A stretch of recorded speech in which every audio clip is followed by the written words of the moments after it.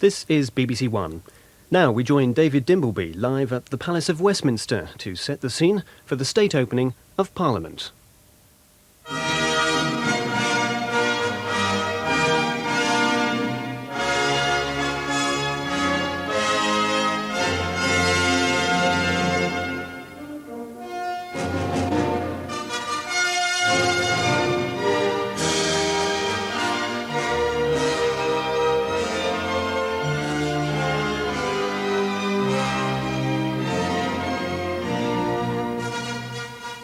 Good morning, welcome to the Palace of Westminster, where the Queen, accompanied by the Prince and Princess of Wales, are coming this morning for the opening of the last session of this Parliament before the next general election.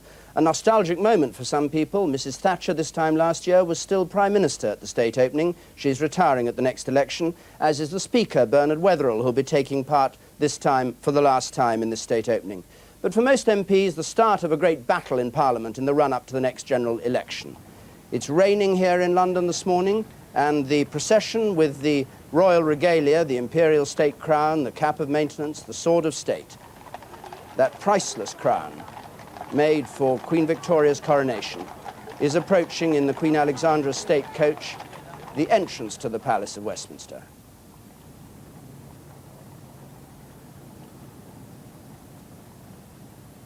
This morning it will all be decorum and brilliant ceremonial of the kind that is done so well here at Westminster, as the Queen comes as head of state, with all the symbolic ritual attending that office to open her Parliament to read her government's proposals for legislation in the coming session. This regalia is brought from the Tower of London yesterday, taken to in custody to Buckingham Palace, accompanied by the Queen's watermen, because it used to go by barge up the river. It now comes by coach, but the watermen still have the privilege, and it's in the custody of members of the Queen's staff, and will be handed over and taken into the regalia room at the foot of the steps.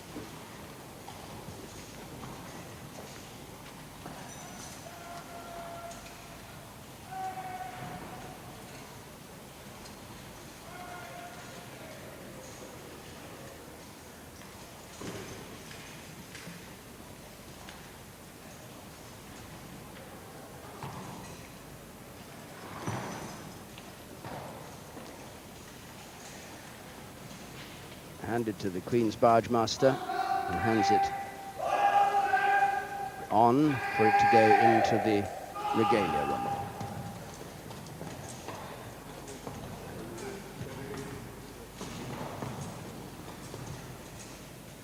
Carried now by Colonel Malcolm Ross inside the Palace of Westminster, and the two maces following it, representing the authority of the Sergeant of Arms. And then the great sword of state on the left there, carried by General Sir Edward Burgess, and the cap of maintenance on the right by Colonel Anthony Mather. The sword of state, which is on the altar at the coronation, the cap of maintenance, which is worn under the crown at the coronation, was given as a symbol of the defender of the faith to Henry VIII by the Pope. And all of them go into that room at the bottom there. Dismounted detachment of the household cavalry lining the royal steps that lead up to the robing room where the Queen will come later.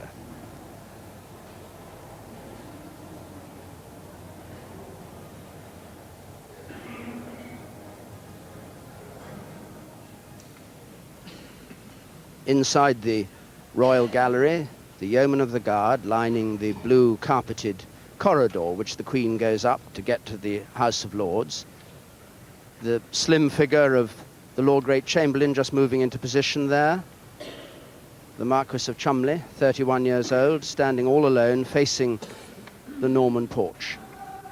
And members of families of the household and MPs there watching. And meantime in the House of Lords they've all gathered, but as you can see it's quite informal still. They have at least 5 minutes to wait before the Queen even leaves Buckingham Palace. So they're standing there, judges in the centre, ambassadors to the left of the picture, peers on the right, a gap there for the royal princesses who'll be coming later on, the bench that's empty.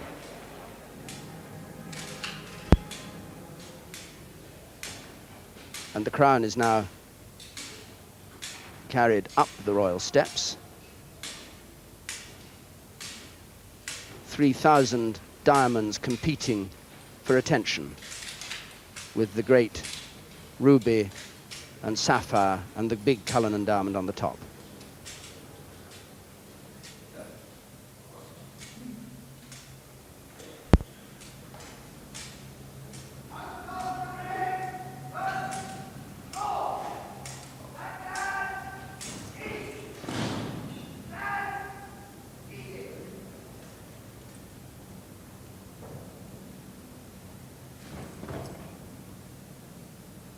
Now in the custody of the Lord Great Chamberlain, the young Marquis of Cholmondeley, who puts it on the cushion there.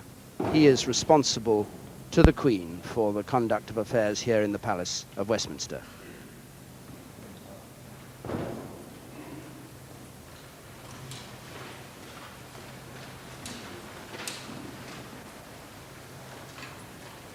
The sword of state and the cap of maintenance likewise will be put on display here before being taken later into the robing room.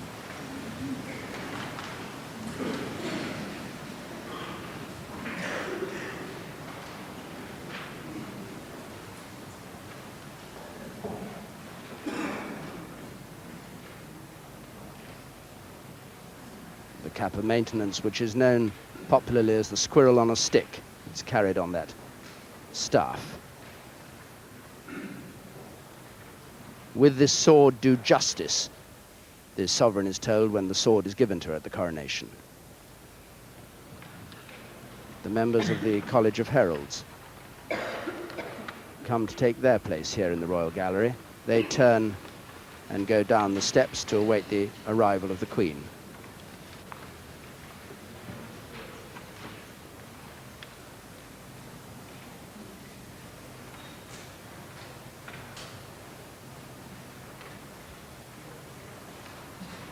The role of the heralds here is one of the oldest of all the roles that are played here, because the heralds used to be the people who not only recognized aristocracy and power, but also negotiated peace on behalf of the king and arranged tournaments. Now their job is to discover people's family trees and grant coats of arms under the control of the Earl Marshal.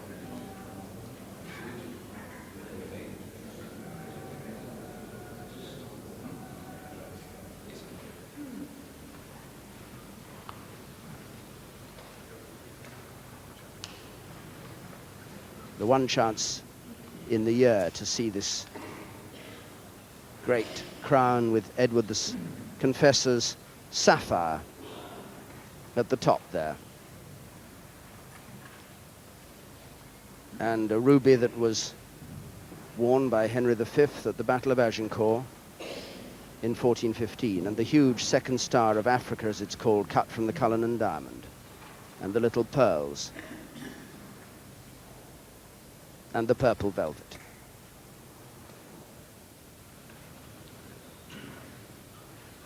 Lavish the decoration here in the Royal Gallery, all done by Pugin in the middle of the last century.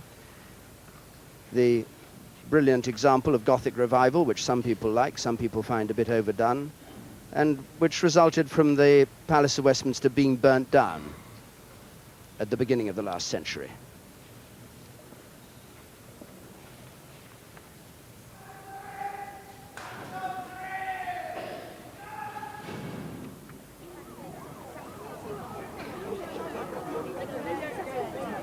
A limousine arrives at the entrance to the Palace of Westminster.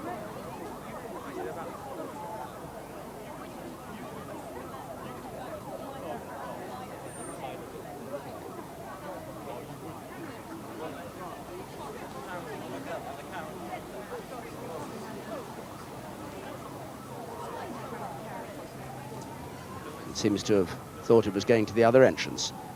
Her Royal Highness Princess Margaret. Her Royal Highness the Duchess of Gloucester.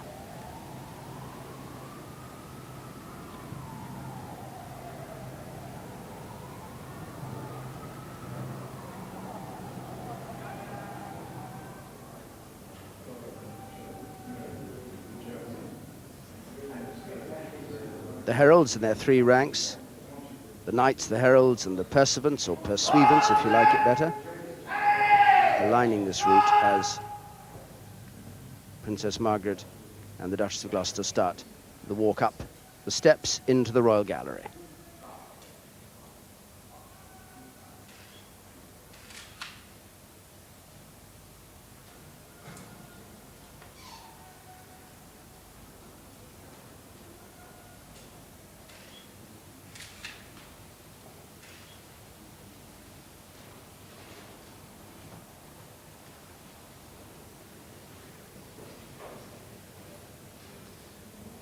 Princess Margaret with a white shawl on against the blustery day outside, but when she comes out in the procession, which she will later on to process before the Queen does into the House of Lords, she'll no doubt have taken that off.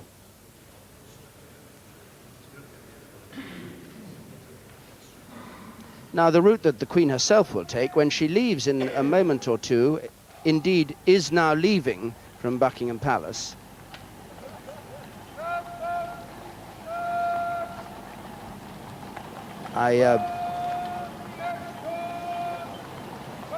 She leaves Buckingham Palace, and I explain the route that she'll take in a moment, because we'll see, first of all, just this part of her journey. In the Irish state coach,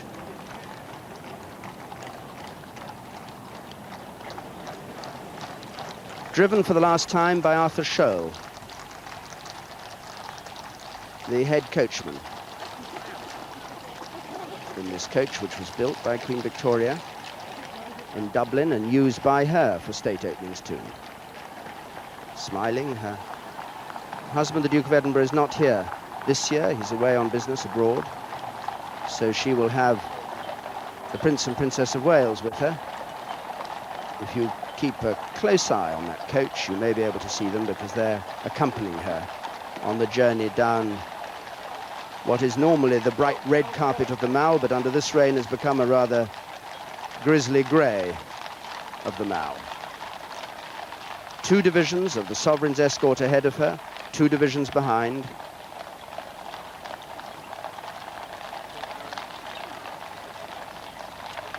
And she heads up towards Admiralty Arch. She'll come this year into Trafalgar Square. A glimpse of Nelson at the top of his column and of the National Gallery and the new wing and Canada House, because the normal route through Horse Guards is blocked because the building's being repaired. And she'll come round this corner here, you can see, and down Whitehall towards, there's Big Ben at the very bottom.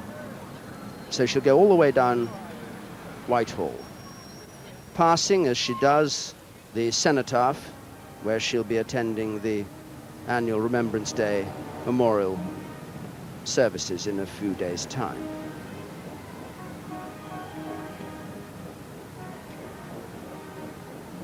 As she arrives here at the Palace of Westminster, the junior boys of Westminster School, there in their black gowns, will be ready, the ushers in black gowns, the boys in black jackets, will be there to cheer her as she goes in.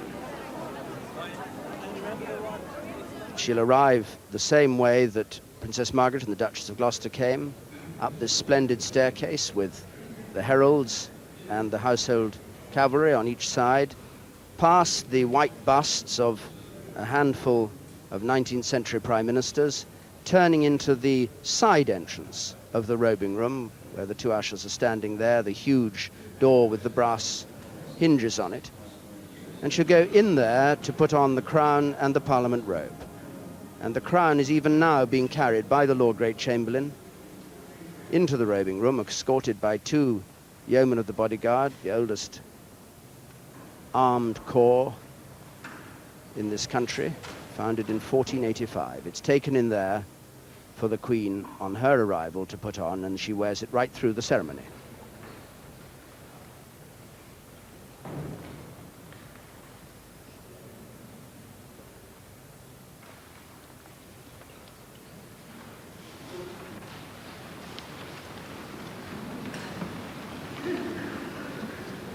So the crown having been moved, everybody sits down again. The crown is given the honor of people standing for it when it's on its way into the Palace of Westminster. the brilliant ceiling of the House of Lords. The whole of this palace seems to be constantly under restoration at the moment, and this is beautifully lit today, is the centre of action. The House of Lords, properly known as the Parliament Chamber, and perhaps better known as the Parliament Chamber today, because everybody is here. The sovereign, the head of state, the lords temporal, the lords spiritual, the archbishops, the judges are here. And at the centre of it all, the Queen on her throne with the cloth of estate behind, and the two chairs on the left for the Prince and Princess of Wales.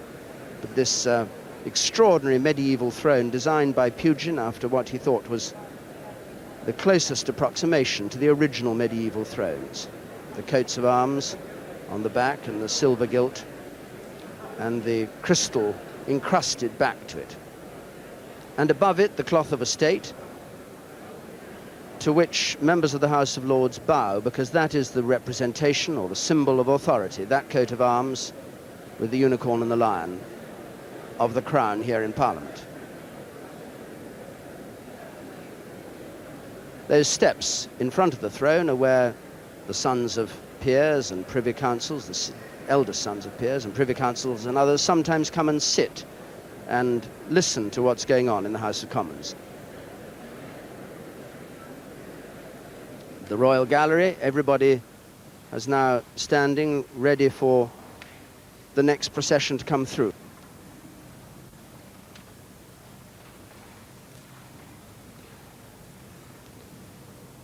Led by the Clerk of the Crown in Chancery and the mace bearer and the purse bearer, this is the procession of the Lord Chancellor, Lord Mackay of Clashfern. Head of the judiciary, the Speaker of the House of Commons, who sits on the woolsack wearing the black and gold robes and the long white wig, preceded by the purse there, just disappearing on the left-hand side of your picture, and with his train bearer, Louis Bohr, behind him.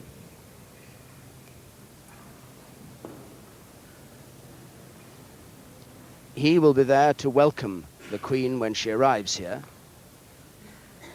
And in the purse is her speech, which he presents to her later on the steps of the throne for her to read. The Queen and the Princess of Wales, seen for the first time there, with a white choker of pearls around her neck and a white tiara, smiling as she comes into Trafalgar Square and turns down past the Whitehall Theatre, with the escort of horse guards behind, down towards Westminster.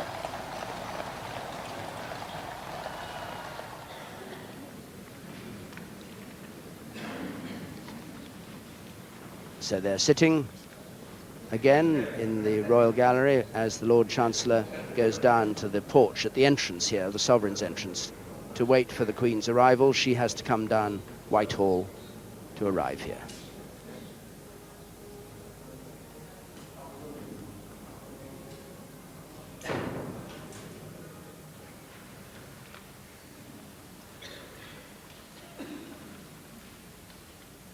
Down in the House of Commons, they're ready for the start of a new session, not as heavily gilded as the House of Lords. The Commons messengers there. On the left, the notice board where members pick up their messages, the statue of Winston Churchill, and the arch that leads into the House of Commons. A few MPs standing around waiting for this new session to start. They've only had a few days since the last one ended. And they wait there until they're summoned by Black Rod on behalf of the Queen, and the door, of course, is slammed in his face. By contrast, in the House of Lords, we see the splendor of a medieval court. And let's just have a look at that picture and identify who's who. On the left, first of all, on the top left of your picture, the ambassadors who've been allowed in here for many years, including the Saudi Arabian, the Israeli ambassador, and you can recognize there some of the easily identifiable Arabian ambassadors. The Yugoslav ambassador is there today in the third row.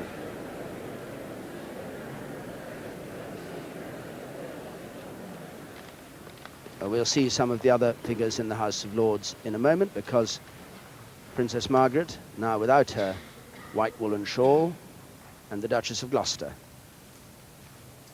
are coming through to the House of Lords.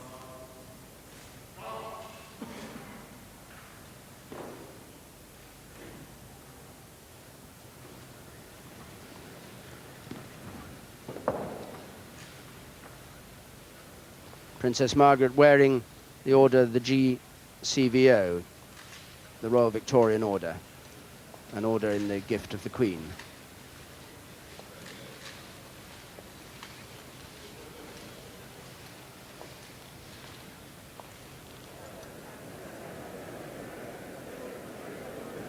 And here in the House of Lords, they will stand once again when those two members of the royal family arrive. The judges in the middle there, in black and gold, in the dead centre. They rise to their feet. The Lord Chief Justice there, standing as Princess Margaret and the Duchess of Gloucester come in.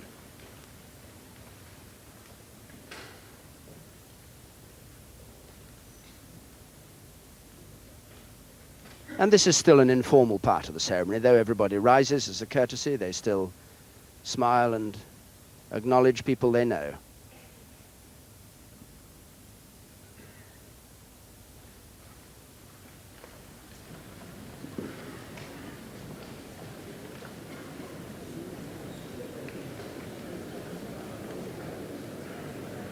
The judges seat themselves again with the clerks in black of the House of Lords behind. The archbishops to the side of them, but the judges in black and gold, among them Lord Lane, the Lord Chief Justice, and the Master of the Rolls, Lord Donaldson, is here today, the President of the Family Divisions, Sir Stephen Brown, and the Vice-Chancellor.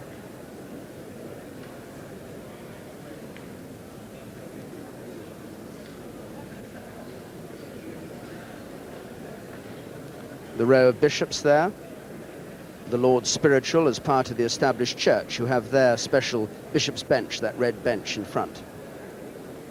The Archbishop of Canterbury, newly appointed, not here today.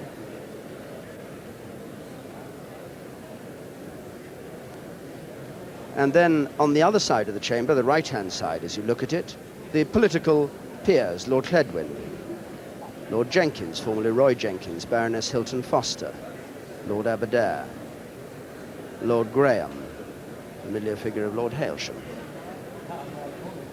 Baroness Llewellyn Davis, Baroness Sirota, Lord Denham, Lord Ampthill, Baroness Sear,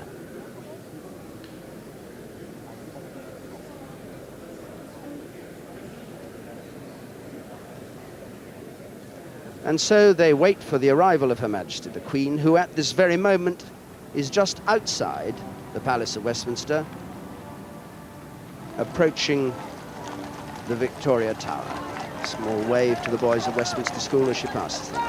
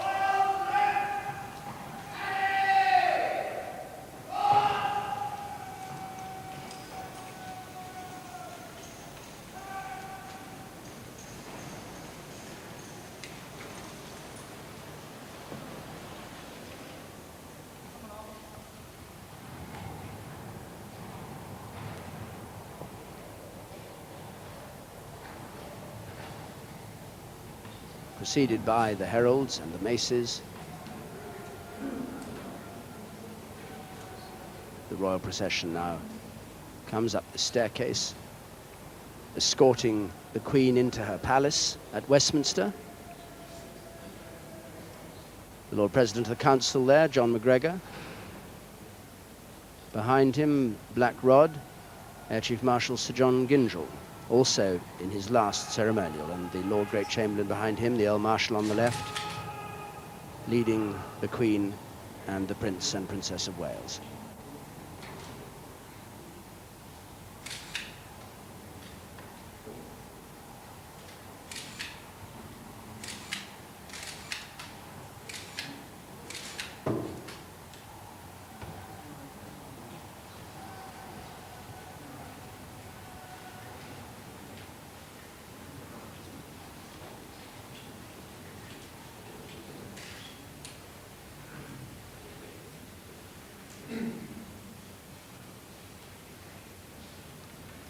So the royal party goes in to the robing room one way, and the remainder of the procession, the heralds here, the Lord Chancellor and the rest of them, come back into the royal gallery and will wait here now while the Queen robes in the Parliament robe made for Queen Victoria, puts on the imperial state crown, and later emerges from that doorway at the end to go in procession down to the House of Lords. The heralds turn to face the doorway where the Queen is. And the Earl Marshal, who's in charge of all the ceremonial here, the 17th Duke of Norfolk. It's a post which was first held by his family under Richard III in 1483, and in spite of the fact that this Norfolk family has remained loyal to the Roman Catholic faith through all the vicissitudes of past years, it's a post that they've retained through thick and thin to the present day. I went down to Arundel to talk to the present Earl Marshal at his castle there in Sussex, which was founded in 1067, just after the invasion of Britain, and which looks rather like Windsor Castle, but they're proud of the fact that, in fact, it predates Windsor. And since the first Duke of Norfolk's time, this family, which has endured persecution and disasters, has thrived here at Arundel and still runs these great events. I asked the Duke how he prepared for today's ceremony. We always have rehearsal at 5 o'clock the day before. And do you make them do it 2 or 3 times till they've got it right? No, or are you no, very easygoing? I'm a wise old soldier on that. One rehearsal's enough. And if it's a bad rehearsal, it normally means a good parade. I was in the army 30 years, and I know that well enough. What are the responsibilities of the Earl Marshal, then, apart from the state opening? What is the job? Well, he looks after the Queen's marriage, the Queen's coronation, the Queen's funeral, something like that, and he looks after also the investiture of the Prince of Wales and the state funerals. For instance, Churchill's was a state funeral. Now, my cousin Bernard did these things. I only became Earl Marshal when he died in 1975. What was the origin of the position of Earl Marshal? Well, he goes right deep back into history. And there was a chap called Marshall, and this was about the 14th century. And then it went down through the Biggards and the Mowbrays, and eventually into the Norfolks and the Howards, and became hereditary with the 6th Duke of Norfolk in 1672.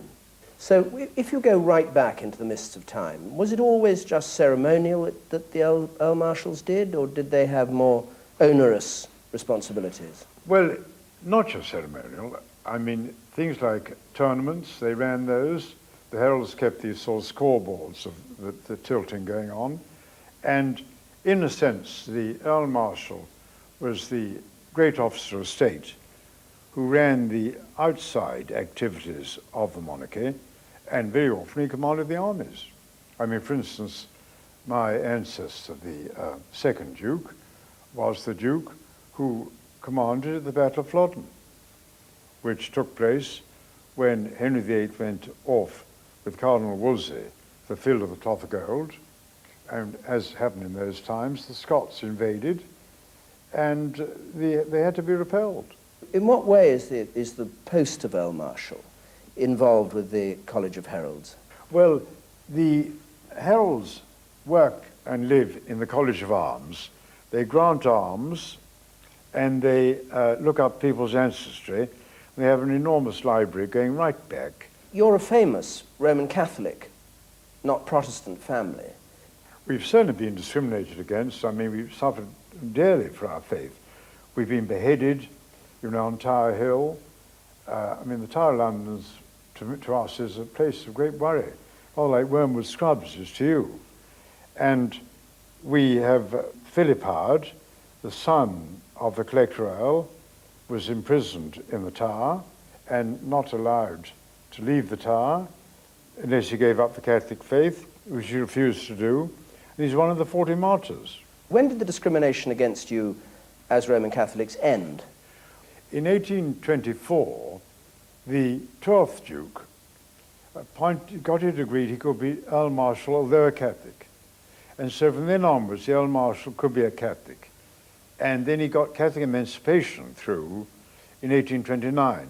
Well, indeed, it's very interesting that the 12th Duke's parliamentary robes are those that I wear. And they've been handed down, and they're very old, as you can see. And they're rather a sort of purple colour, not the crimson, and they're slightly tatty. But tatty things don't matter in the House of Lords, they're rather admired.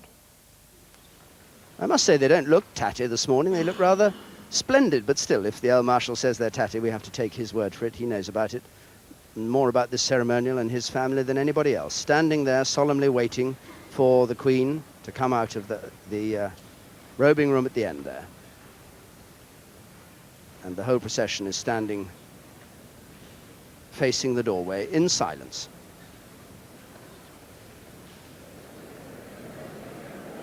As in the House of Lords, where people have settled down a little. Watching the proceedings this morning, the new Black Rod. On the left there, Admiral Sir Richard Thomas, who will take over next year from Sir John Gingell, whose last year this is. Up in the gallery, as always, the Lord Mayor of London, Sir Alexander Graham, and Lady Graham. They're just coming to the end of their year in office. And she's talking to the Lord Mayor of Westminster, Councillor Dame Shirley Porter in scarlet there.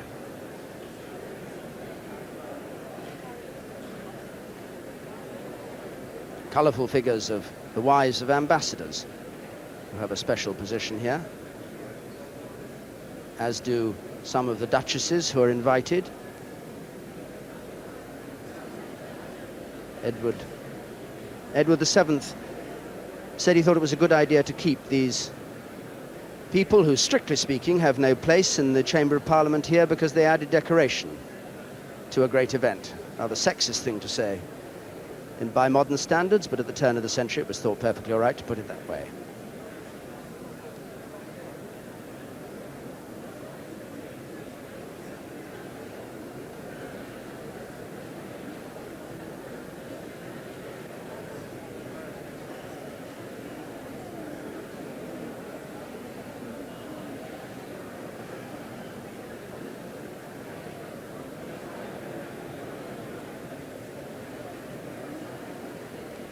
The bar of the House of Lords, the dark wooden part there, which is where the House of Commons will be summoned by Black Rod when he's sent on his journey down to the House of Commons. The Speaker of the House of Commons, who presides over the House, the Right Honourable Bernard Wetherell, is now coming in his much smaller procession, as he does every day, led by the doorkeeper and with the Sergeant-at-Arms carrying his mace down to the House of Commons.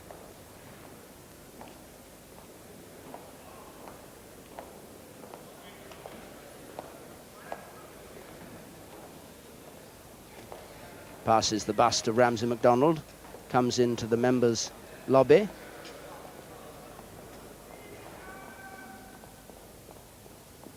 The train bearer Donald Lord behind him, the chaplain and the Speaker's secretary bringing up the rear. And the familiar figures of Winston Churchill on the left and Lloyd George on the right. Lloyd George in passionate speaking mood and Winston Churchill appearing to be listening rather angrily to him on the other side of the door. The Speaker goes into the House of Commons there, through the Churchill Arch, this arch which is now a memorial to Winston Churchill and was built at his special request because he wanted the damage that was done here during the war left as a reminder to future generations of what Westminster suffered. You can actually see the chipped stone and the battered decoration there, the effects of damage that was done by incendiary and other bombs 50 years ago. On the night of the 10th of May 1944, the House of Commons was completely destroyed in an air raid. And the following day, Winston Churchill, as Prime Minister, surveyed the ruin of this house that he revered. 3 people were killed here in the raid, many others were injured. And in the same raid, a bomb went through the roof and the floor of the House of Lords, which didn't explode, but the building was made unusable as a result. And so that arch was left there. But now Her Majesty the Queen, through a fanfare, appears here in the Royal Gallery at the start of her procession down to the House of Lords.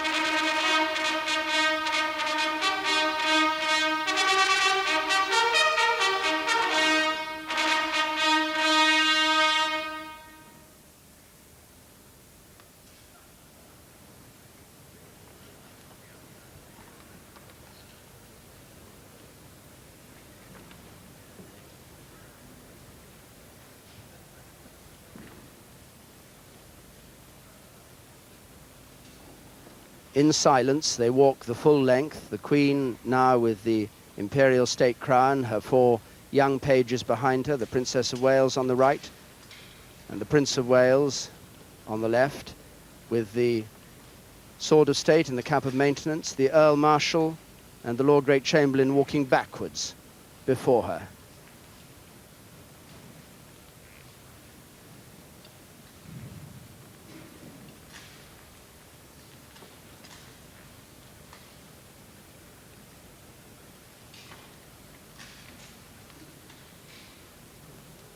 And this is effectively the procession of the sovereign and of her household, because behind them and behind the Prince and Princess of Wales, there are all the senior members of the royal household.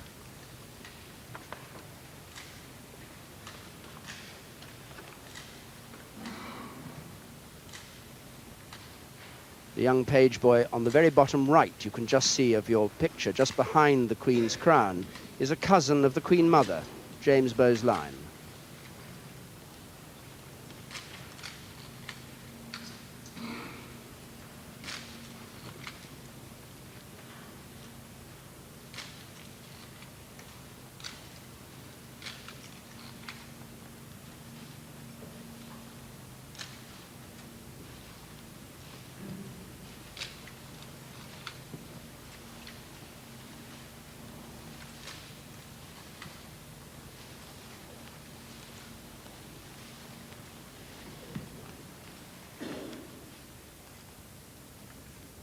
And the first sign of this procession, the Lord Great Chamberlain and the Earl Marshal just edging their way carefully through this door, leading the Queen into the Parliament chamber, into the House of Lords. The House of Lords stands as she comes in and will remain standing till she has sat herself on the throne and says, "My lords, pray be seated."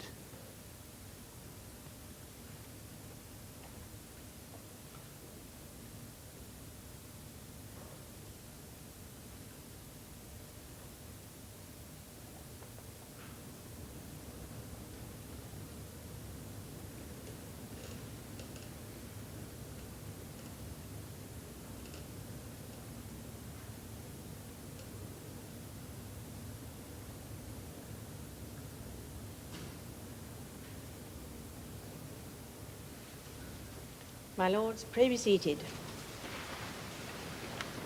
So she instructs everyone to sit, and in a moment she'll give a signal to the Lord Great Chamberlain, who will raise his white staff on the right there to Black Rod and order him to go down to the House of Commons to summon the members of the other house.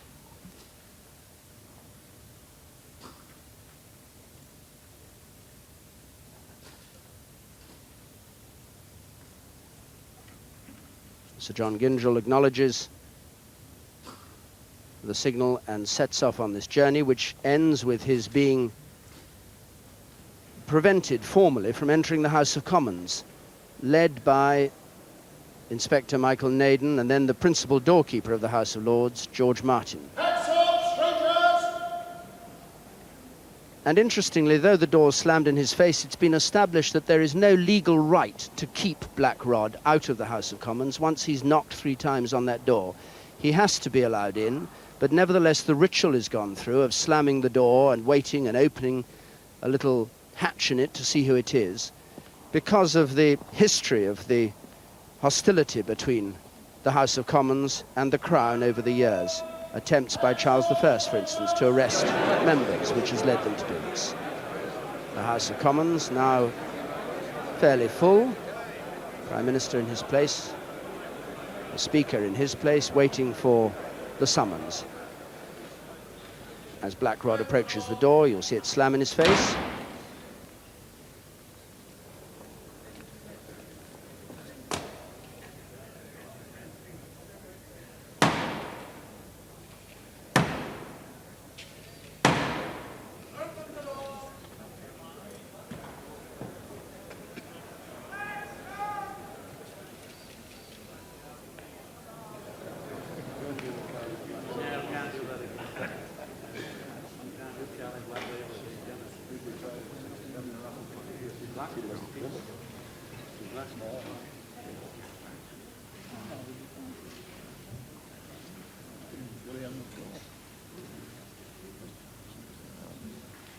Mr. Speaker, the Queen commands this Honourable House to attend upon Her Majesty immediately in the House of Peers.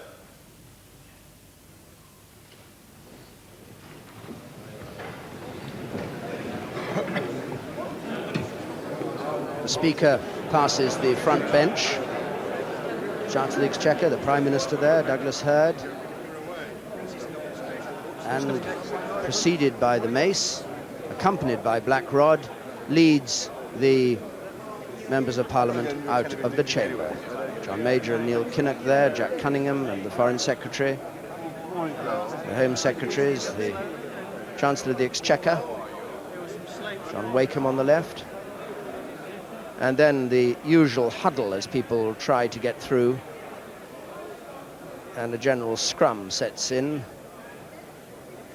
Most of them have a pretty good idea of what's going to be in this Queen's speech. No great surprises for them. But nevertheless, they like to take part in this ceremony, and for some of them, a nostalgic moment too. I mentioned the Prime Minister of last year, Mrs. Thatcher. We haven't seen her yet. I'm not sure whether she's there or not, but it's worth keeping an eye out for her. But of course, there are many other people here, senior politicians who are retiring at this election and for whom this is the last state opening.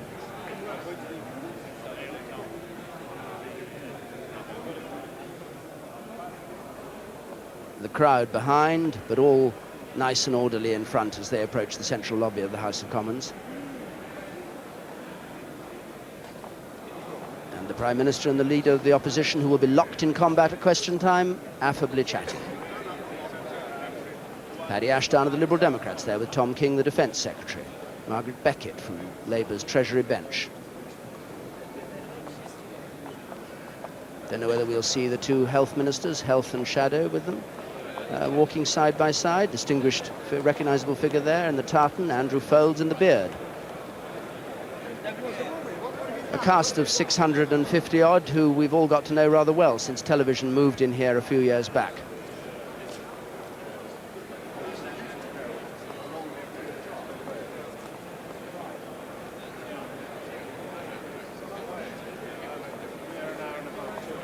Well, the thought must be going through some of their minds whether this will be willy-nilly the last time they're here, because James Molyneux of Ulster Unionist there going through, because they'll be thrown out at the next election, not because they'll retire.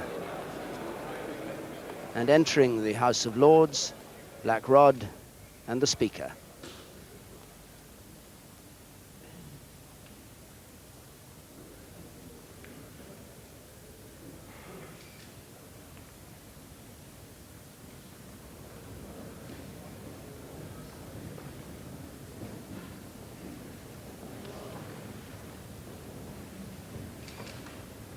And the speech we're about to hear, I'm sure you need no reminding, is a speech read by the Queen but written by the Prime Minister, agreed by the Cabinet last week in its final form, containing the legislation, among other things, that is proposed for this next, rather short, session of Parliament.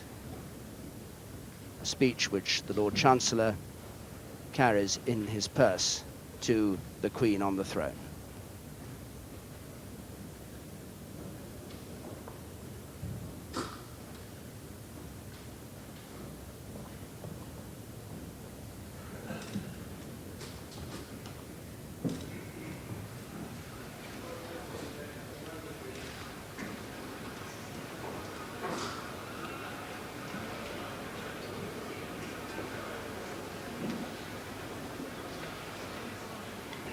My Lords and members of the House of Commons, I look forward to visiting Australia in February, the European Parliament and the Council of Europe in Strasbourg, and Malta next May, France in June, and Germany in October. My government attached the highest importance to maintaining our security. For nearly half a century, NATO has formed the cornerstone of our defences. It will continue to be the principal focus, with the dissolution of the Warsaw Pact and the other welcome developments in the Soviet Union and Eastern Europe permit changes to NATO's strategy and will enable us to maintain our security with smaller forces. Nevertheless, instability and other risks remain in Europe and elsewhere, and substantial and effective nuclear and conventional forces will be maintained. The United Kingdom will work for balanced and verifiable arms control agreements, including early ratification of the Conventional Armed Forces in Europe Treaty. Efforts will continue to control the proliferation of weapons of mass destruction and to encourage greater international responsibility in the transfer of conventional weapons. The completion of multilateral negotiations on the abolition of chemical weapons will be pursued. My government will require full, unconditional compliance by Iraq with the United Nations Security Council resolutions, including the disposal of its missiles and weapons of mass destruction. They will press for long-term peace in the Middle East, including a settlement of the Palestinian problem.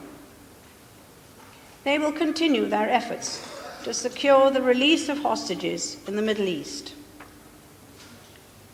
They will continue to work for a stronger, more effective United Nations. My government will, with our community partners, pursue the successful conclusion of the Uruguay round of multilateral trade negotiations.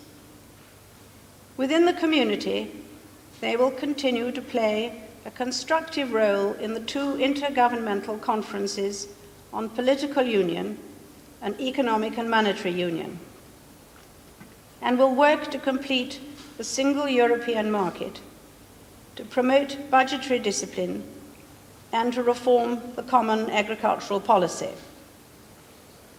They will prepare for the United Kingdom's presidency of the Community beginning on the 1st of July 1992.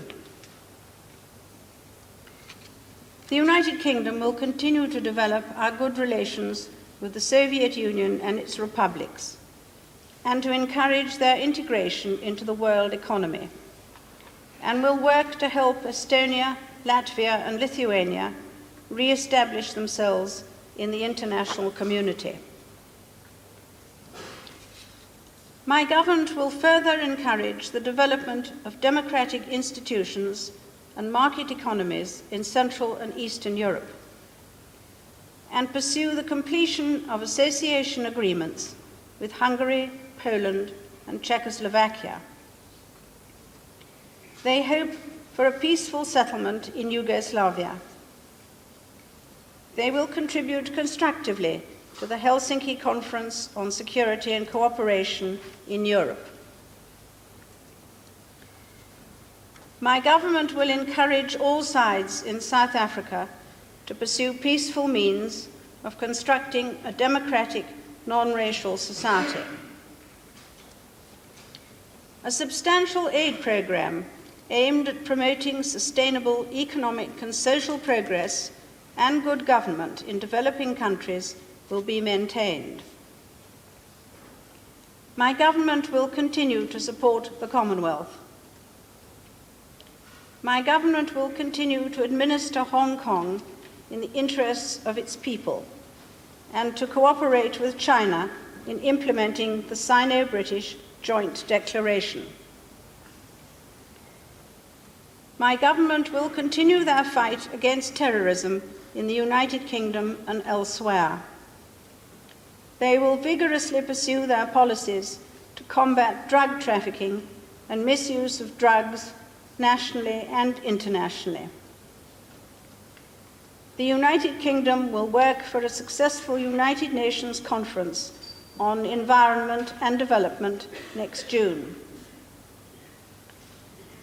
Members of the House of Commons, estimates for the public service will be laid before you.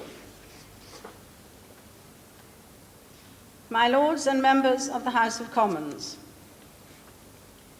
my government will pursue, within the framework of the exchange rate mechanism, firm financial policies designed to reduce inflation further and maintain the conditions necessary for sustained growth. They will promote enterprise and training and improve the working of the economy. They will continue to prepare for the privatisation of the British Railways Board and the British Coal Corporation. They will maintain firm control of public spending with the aim of keeping its share of national income on a downward trend over time. My government attach the highest priority to improving public services. They will implement the programme of reform in the White Paper on the Citizens' Charter, including bringing forward charters for individual public services. Legislation will be introduced to reinforce the regulation of privatised utilities. Legislation will be introduced to provide for a new council tax, to establish a review of local government structure in England, and to enhance competitive tendering for local authority services. Action will be taken to improve quality and choice in education. Legislation will be introduced to reform funding of further education and sixth form colleges, and to reform higher education in England and Wales, and to make information available about the performance of individual schools. My government will continue to develop policies to enhance the nation's health and to improve the effectiveness of the health and social services and the social security system. Work for the regeneration of our cities will continue.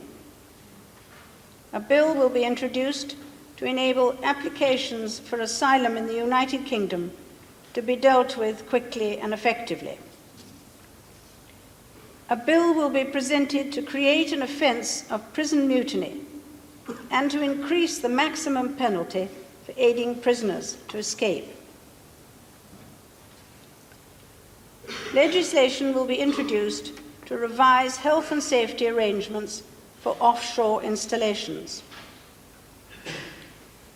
A bill will be introduced to replace private legislation as the means for authorising transport development schemes.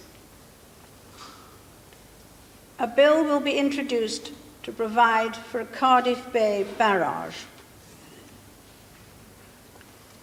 For Scotland, legislation will be introduced to reform further and higher education.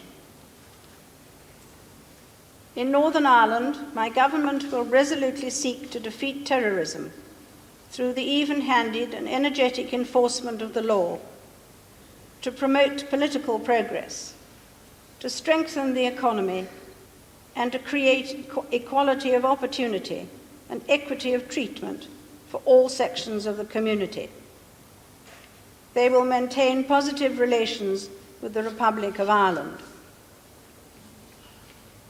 Legislation will be introduced to improve the supervision of charities.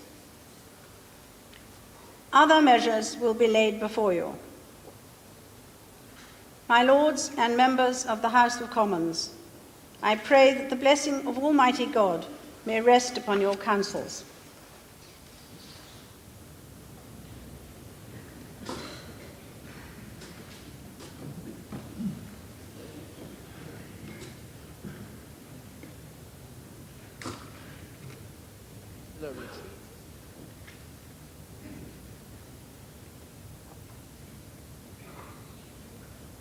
And so the Lord Chancellor retrieves the speech from the Queen on the throne, backwards down the steps and away to one side. The 4 pages come forward to take this long Parliament robe.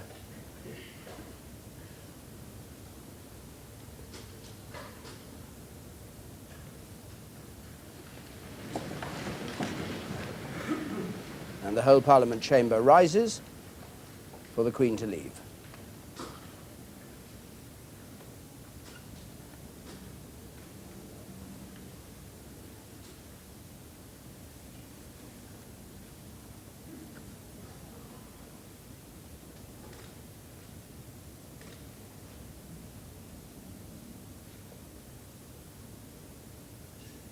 And now, just as in a medieval court, the Queen or the Sovereign would have been brought in with due ceremony, she's escorted out with the same ceremony, everybody standing, all the various estates of the realm, as the head of state leaves the Parliament chamber. The House of Commons bow, and the Speaker and Blackrod turn to try and fight their way through the gang of 650 who set off for the House of Commons. They will start debating the content of the Queen's speech this afternoon. A separation of powers as the House of Commons goes one way and the head of state, led by the heralds, goes the other, back into the Royal Gallery.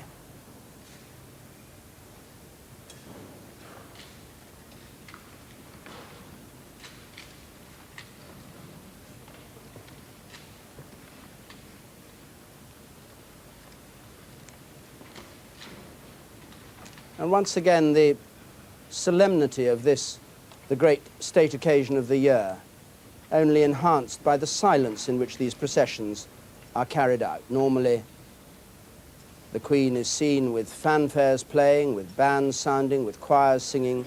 On this occasion, just this very simple procession for all its lavishness, with no attempt to make it other than what it is.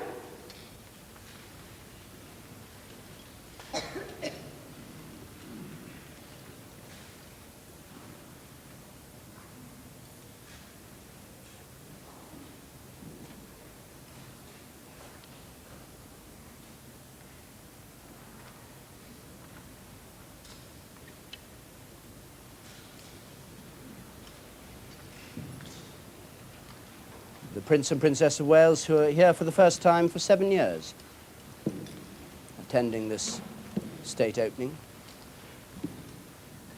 The Princess in cream silk evening dress. All the women here dress in evening dress for this occasion, unless they have their own robes in their own right. The Earl Marshal there bowing, just disappearing out of sight. The gentlemen at arms, we don't often see, the most senior of the bodyguards of the Sovereign with the long white plumes, come to attention there. They've been waiting at the entrance to the House of Lords. What a splendid sight, with their standards as they turn. And the whole procession once again stands to attention, waiting as the Queen will disrobe and remove her crown before she sets off again back to Buckingham Palace. And effectively that ends the great ceremonial this morning, and now we're back in the world of politics, because I have with me Michael Heseltine, Secretary of State for the Environment. I have also